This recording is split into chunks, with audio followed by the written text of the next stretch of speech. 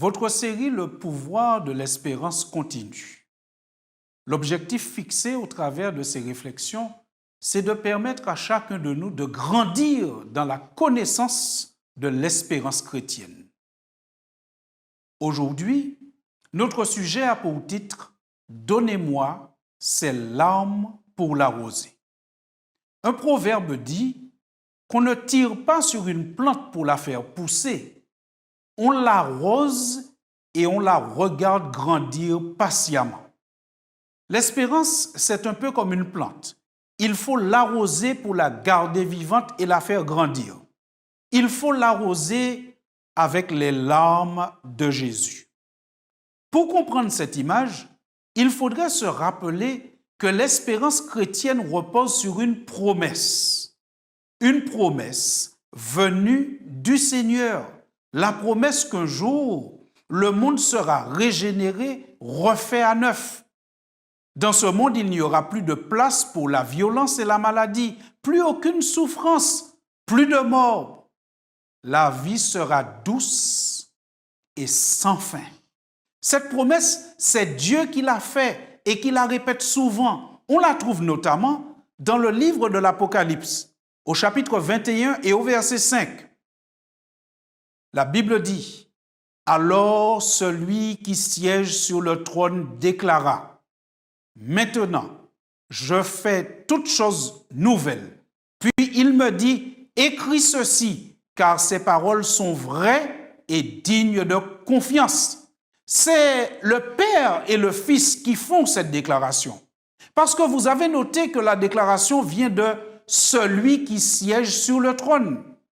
Et le livre de l'Apocalypse nous révèle au chapitre 22 et au verset 1er que le trône est le trône du Père et de l'agneau, du Père et du Fils. Apocalypse 22, verset 1, je cite, « Et il me montra un fleuve d'eau de la vie, limpide comme du cristal, qui sortait du trône de Dieu et de l'agneau. » La promesse, elle vient du Père et du Fils, du Père et de l'agneau. Elle vient du trône. C'est pour cela qu'elle est crédible et digne de confiance, même si elle paraît extraordinaire, voire même irréaliste. Nous pouvons croire en la promesse parce que Dieu fait toujours ce qu'il a dit et il dit toujours ce qu'il fera.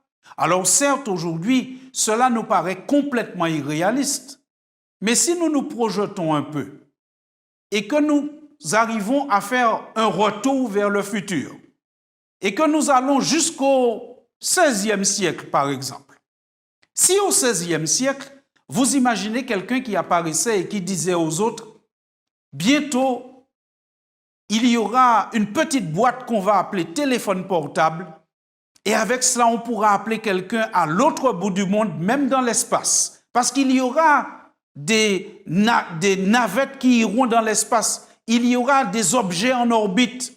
Vous imaginez si quelqu'un était allé dire ça au XVIe siècle, qu'est-ce qu'on lui aurait dit? Eh bien, on lui aurait dit tout simplement qu'il est fou et que c'est irréaliste. Et pourtant, nous y sommes bien. L'homme est capable, avec le temps, de faire des choses qu'on aurait pensé quelque temps auparavant irréalistes. L'homme serait-il plus puissant que Dieu? Dieu, lui aussi, peut déclarer des choses qui, dans un temps présent, peuvent nous sembler irréalistes, mais qui ne sont pas moins vraies.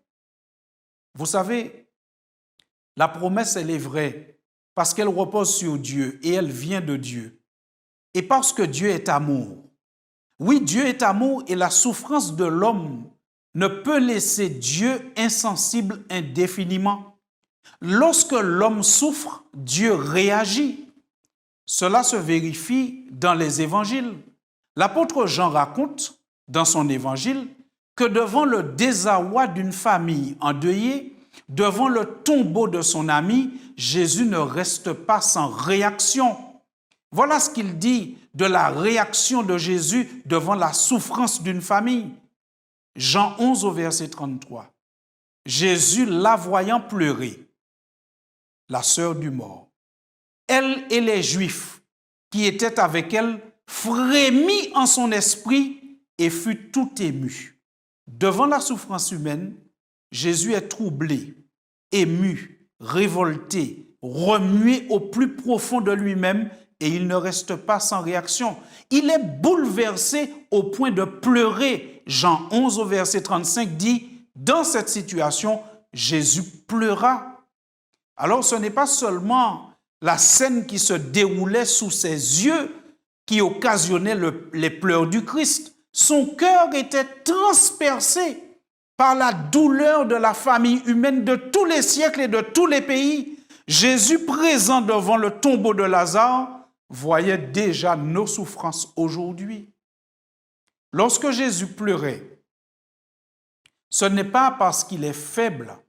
Les pleurs de Jésus, les larmes de Jésus ne sont pas un signe de faiblesse, mais le signe de l'amour et de l'intérêt qu'il a pour l'homme. Les larmes de Jésus montrent à quel point il est touché et concerné par la souffrance des humains. Et quand il est touché, il réagit, un peu comme vous et moi. Lorsque nous apprenons qu'il y a de la souffrance, qu'il y a certaines catastrophes dans le monde, nous réagissons, nous participons d'une manière ou d'une autre à essayer d'atténuer cette souffrance. Alors croyons-nous que nous puissions être touchés par la souffrance des autres quand il survient une catastrophe dans le monde et que le Christ, lui, reste insensible à la souffrance de l'humanité? Croyons-nous que cela puisse être ainsi? Non, mes chers amis. Les larmes de Jésus arrosent notre espérance. Et les larmes de Jésus font grandir notre espérance. Parce que nous savons que la souffrance qui s'accumule dans le monde, cette souffrance va bientôt faire réagir l'agneau sur le trône, celui qui dit « Voici, je fais toutes choses nouvelles ». Un jour, Jésus fera toutes choses différentes de ce que nous connaissons aujourd'hui. L'apôtre Luc aussi nous fait savoir que le mal provoque la tristesse et l'indignation de Jésus. Lorsque Jésus constate que les habitants de Jérusalem de son temps le rejettent et pratiquent le mal, il pleure. Dans Luc 19 au verset 41, la Bible déclare « Comme il approchait de la ville, Jésus en la voyant pleura sur elle. » Jésus pleure car il sait que le résultat sera la souffrance pour eux. Le résultat de leur entêtement, de leur désir de rejeter Christ, ce sera la souffrance. Dans Luc 19 au verset 44, Jésus dit pourquoi il pleure sur Jérusalem. Il dit, « Ils te détruiront, toi et tes enfants, au milieu de toi, et ils ne laisseront pas en toi pierre sur pierre, parce que tu n'as pas connu le temps où tu as été visité. » L'attitude des habitants de Jérusalem est autrement expliquée, toujours dans l'évangile de Luc, au chapitre 13 et au verset 33. C'est toujours Jésus qui parle et qui dit « Jérusalem, Jérusalem, qui tue les prophètes et qui lapide ceux qui te sont envoyés. Combien de fois ai-je voulu rassembler tes enfants comme une poule rassemble sa couvée sous ses ailes, et vous ne l'avez pas voulu. » En regardant Jérusalem, Jésus voyait plus loin. Son regard traversait les siècles. Il voyait les péchés passés et futurs des hommes, et son cœur se brisait, car il savait qu'une vie de péché mène à la souffrance, au désastre. En regardant Jérusalem, Jésus voyait déjà les souffrances actuelles de l'humanité, mais aussi la cause de ces souffrances. Parce que tu n'as pas connu le temps où tu as été visité. Parce que tu as rejeté les prophètes qui te sont envoyés. C'est la cause des souffrances de Jérusalem. Comme ces habitants de Jérusalem, il y a malheureusement beaucoup qui refusent l'amour de Dieu manifesté en Jésus-Christ. Il y en a beaucoup qui malheureusement suivent leur propre chemin et méprisent la parole de Dieu. Pour quel résultat? Quel résultat avons-nous? Est-ce que nous sommes plus heureux sur la terre en ayant mis Dieu de côté? Nos péchés, chers amis, font pleurer le Seigneur. Mais heureusement, ses bras sont encore ouverts pour nous accueillir quand nous retournons à lui. Aujourd'hui, À l'heure où je vous parle, Jésus est encore l'agneau de Dieu qui ôte le péché du monde. Mais le jour vient où Jésus sera l'agneau indigné, l'agneau en colère, l'agneau qui se lève pour déraciner et détruire le mal de l'univers. Si ce jour sera un jour de joie pour ceux qui désirent et espèrent un monde sans mal, sans violence et sans abus, ce jour sera au contraire un jour terrible pour ceux qui sont encore dans la pratique du mal. Un peu comme Jésus avait dit à Jérusalem, « Parce que vous me rejetez, parce que vous rejetez les prophètes qui vous sont envoyés, eh bien, vous subirez des choses compliquées. » Chers amis, si nous nous conduisons comme les habitants de Jérusalem, nous risquons de récolter la même chose. Aussi, le Seigneur, dans son amour, nous prévient. Et il nous dit, quand un être humain souffre, je pleure. Il nous dit aussi, quand un être humain s'entête dans le péché, je pleure aussi parce que je sais où ça va le mener. Et le Seigneur nous envoie toutes sortes d'avertissements pour que nous puissions renoncer au mal et adhérer à son projet, faire alliance avec lui, afin que nous puissions éviter des souffrances inutiles. C'est ainsi que l'apôtre Paul nous transmet cet avertissement, mais de manière solennelle. Dans 2 Thessaloniciens, chapitre 1er, il dit au verset 6, « Car il est de la justice de Dieu de rendre l'affliction à ceux qui vous affligent et de vous donner, à vous qui êtes affligés, du repos avec nous lorsque le Seigneur Jésus apparaîtra du ciel avec les anges de sa puissance. » Mes chers amis, la vérité de la Bible, c'est que Dieu aime l'homme. Dieu aime sa créature. Et Dieu ne permettra pas qu'indéfiniment sa créature soit torturée par la souffrance et par le mal. Le jour viendra où le Seigneur dira stop. Le jour viendra où le Seigneur dira c'est assez de ceux qui abusent et qui maltraitent mes enfants. Aujourd'hui, nous comprenons donc que nous ne devons pas nous investir dans ce groupe parce que le Seigneur, dans son amour, réagira. Il pleure sur la souffrance de ses enfants. Ses larmes arrosent notre espérance parce que ces larmes nous disent que Dieu nous aime et bientôt il réagira. Ne nous attachons donc pas au mal parce qu'il n'y a pas d'avenir pour le mal et dans le mal. Notre espérance est certaine, notre espérance est fiable, elle repose sur l'amour de Dieu. Vous savez, il ne faut pas faire pleurer Jésus à cause de notre entêtement à pratiquer le mal, comme les habitants de la Jérusalem biblique de son temps. Par amour pour ceux qui souffrent et qui espèrent en une vie paisible, en un monde de paix, l'agneau qui est sur le trône se lèvera un jour pour anéantir le mal, pourvu que vous et moi, nous ne soyons pas attachés au mal. C'est pour cela que la Bible nous invite à ne pas nous attacher au mal, mais au bien, avec des mots simples, avec des mots directs et clairs. Voilà ce que la Bible nous dit dans Romains 12 au verset 9. Que la charité soit sans hypocrisie. Ayez le mal en horreur et attachez-vous au bien. La phrase, elle est courte, elle est simple, mais elle est tellement directe. Ayez le mal en horreur et attachez-vous au bien. Pourquoi ces avertissements solennels dans la Bible? Parce que le mal sera bientôt anéanti. Et si nous sommes anéantis, si nous sommes attachés au mal, nous risquons d'être emportés dans la vague de destruction du mal. Dieu n'a aucun projet de détruire aucun homme. Le projet de Dieu, notre espérance, c'est que le mal soit détruit. Malheureusement, oui, malheureusement, il arrive que certains êtres humains soient tellement attachés au mal que malgré ces avertissements, malgré le fait que le mal, l'existence du mal ait causé la mort de Jésus sur la croix, parfois malgré toutes ces choses, nous restons quand même attachés au mal.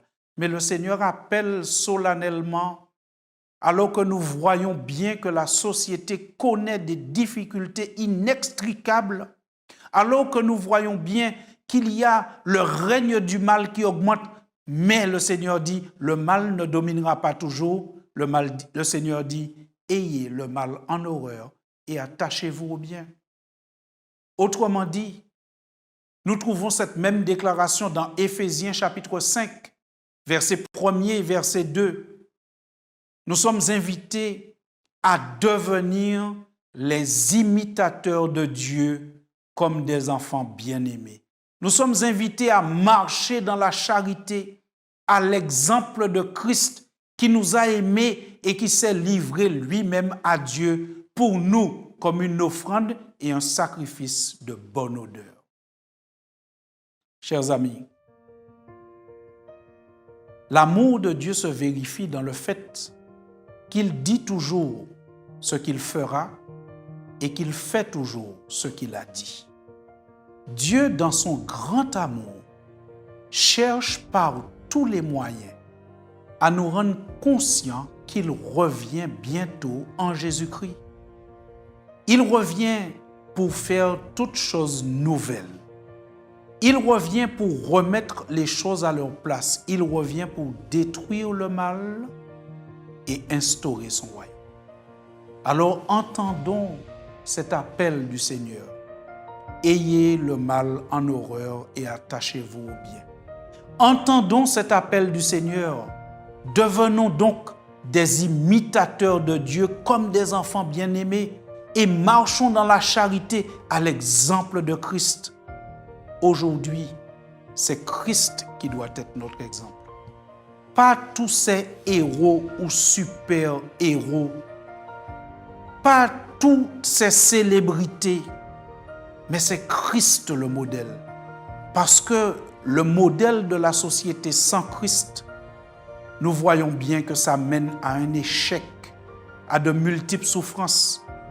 Même quand nous avons la technologie, quelquefois, comme notre cœur n'est pas régénéré, cette technologie, cette science qui devait servir au bonheur de l'homme, eh bien, nous avons même aujourd'hui des soupçons que notre grand malheur en 2020 vient de certaines manipulations scientifiques qui ont échappé à l'homme volontairement ou involontairement. Mes chers amis, nous ne pouvons pas nous appuyer uniquement sur la science et la sagesse humaine. Christ est l'exemple. Dieu est le modèle. Prenons Christ comme exemple. Prenons Dieu comme modèle. Marchons comme Christ. Marchons là où il a marché, comme il a marché. Jésus, au début de son ministère, a été baptisé. Il a été baptisé par immersion. Il a mené une vie s'appuyant uniquement sur la parole de Dieu. La phrase clé du ministère de Jésus, c'est « Il est écrit ». Jésus disait toujours en toutes circonstances, il est écrit. Jésus disait en toutes circonstances, ne remplacez pas les commandements de Dieu par la tradition. C'est comme Christ que nous devons marcher pour que nous puissions échapper au moment où Dieu viendra dans son amour et sa miséricorde pour détruire le mal. Prions Dieu pour le remercier pour ce projet merveilleux qu'il a pour l'humanité.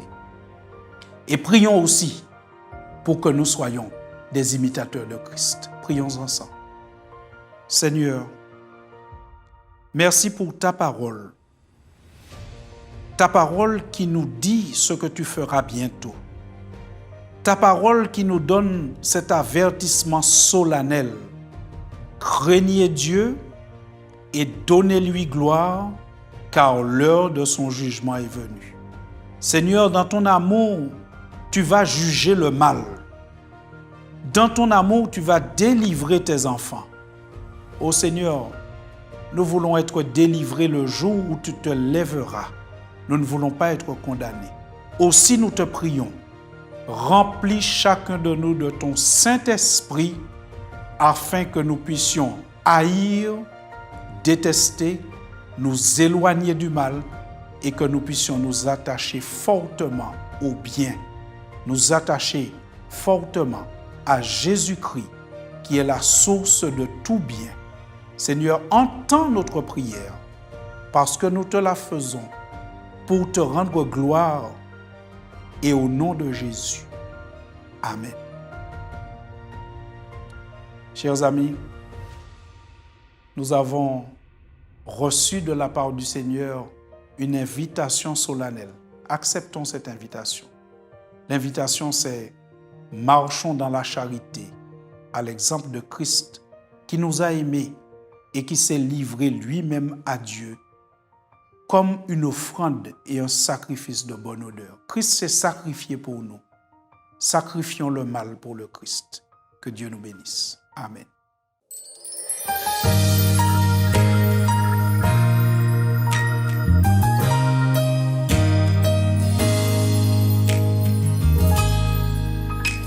Tu es là, il t'appelle dans le silence. Il te cherche, il veut te parler. Il veut te serrer, te prendre dans ses bras, te donner tout son amour. Lorsqu'il regarde à ton cœur agité, il voit ta tristesse, ta souffrance. Il descend vers toi et te dit: mon enfant, je suis là, non, ne crains pas. Oh oui, donne-lui tout ton cœur. Il le veut aujourd'hui. Apporte-lui tes problèmes. Il le veut aujourd'hui. Dis-lui tous tes désirs. Il le veut aujourd'hui. Il le veut aujourd'hui. Il la veut aujourd'hui, Dieu la veut aujourd'hui. Parce qu'il regarde à ton cœur agité, il voit ta tristesse, ta souffrance. Il descend vers toi et te dit: mon enfant, je suis là, non, ne crains pas. Oh oui, donne-lui tout ton cœur. Il le veut aujourd'hui. Apporte-lui tes problèmes. Il le veut aujourd'hui. Dis-lui tous tes désirs. Il le veut aujourd'hui. Il le veut aujourd'hui. Il le veut aujourd'hui. Dieu le veut aujourd'hui.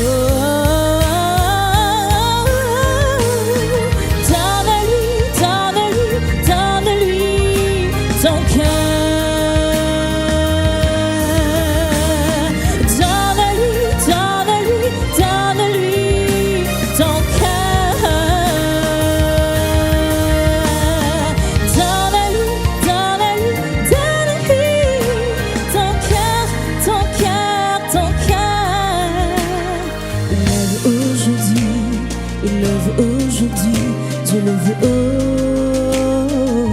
aujourd'hui. Dieu est là et t'appelle dans le silence. Il t'aime et il veut te parler. Il veut te serrer, te prendre dans ses bras. Alors donne-lui ton cœur.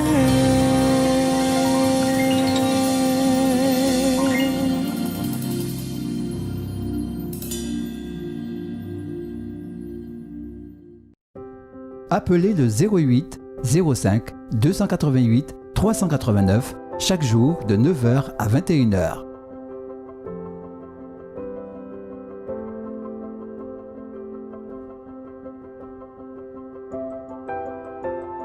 Pour recevoir notre littérature gratuite, retrouvez le pouvoir de l'espérance chaque jour du 13 au 27 décembre. Sur cette antenne, à la même heure.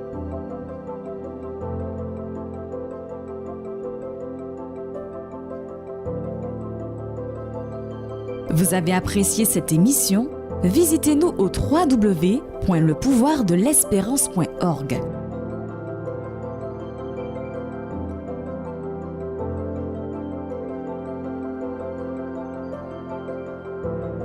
Pour recevoir notre littérature gratuite, Retrouvez le pouvoir de l'espérance chaque jour du 13 au 27 décembre. sur cette antenne, à la même heure.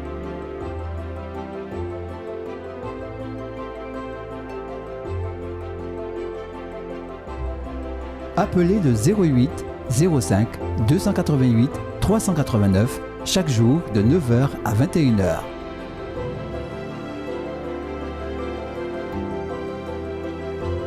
Pour avoir une info, Voir le replay, exprimer un besoin, une prière, visitez-nous au www.lepouvoirdelespérance.org. Merci de votre écoute. À demain.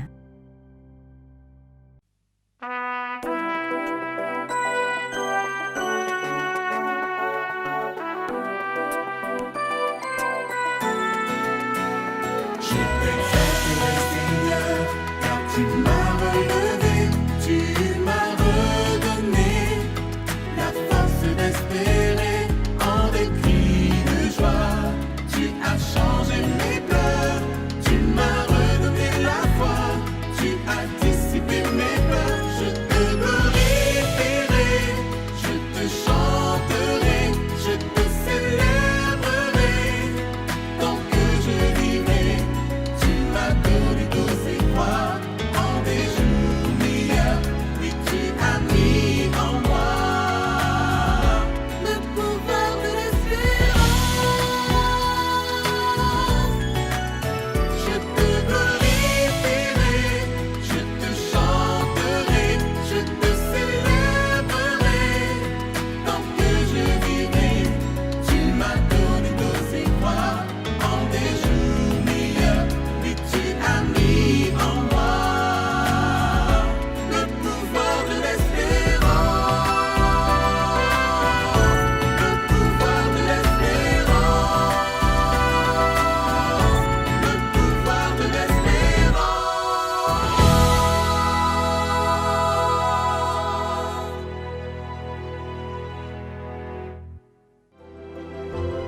Pour avoir une info, voir le replay, exprimer un besoin, une prière, visitez-nous au www.lepouvoirdelespérance.org.